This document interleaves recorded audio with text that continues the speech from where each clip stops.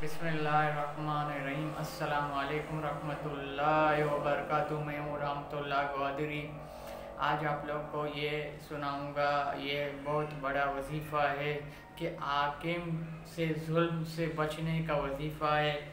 वजीफ़ों के करने से पहले बात यह शर्त है कि ईमान यकीन होना। जब तक यकीन नहीं होगा आप कहेगा कि यह कबूल होगा नहीं होगा, ये ऐसा फिलहाल, फिर तो यह नहीं होगा। इसके लिए यकीन शर्त है। आज है मैं आप लोग को ये वजीफ़ा बताऊंगा। आपको ये अच्छा लगा मेरे चैनल को फुल वीडियो को देखे, फिर आपको ये वजीफ़ा भी मिलेगा। और सब्सक्राइब करें, लाइक करें, शेयर करें, बेल आइकन की बटन दबाएं। अभी आज है सुनिए ये वजीफ़ा।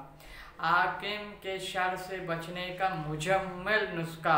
अगर किसी शख्स को किसी हाकिम, बादशाह या किसी से भी शर का खतरा हो, ये समझे अगर मैं इसके पास जाऊंगा तो मेरी जान खतरे में पड़ जाएगा, तो ऐसी शख्स को चाहिए और डरे और शर से बचने के लिए ये अमल करे।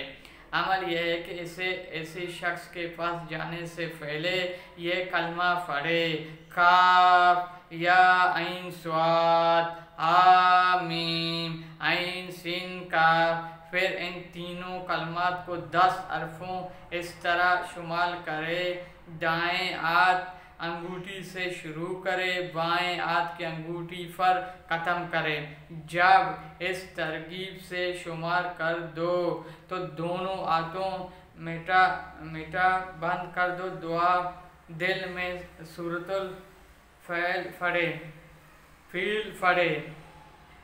जब पढ़ने तो इस अल्फाज तरमीहिम को 10 मरतबा पढ़े और हर मरतबा एक अंगूठी ऐसी करने से इंशाल्लाह मामूल रहेगा। ये था वजीफ़ा हाकिम बादशाह की जुल्म की बचने से।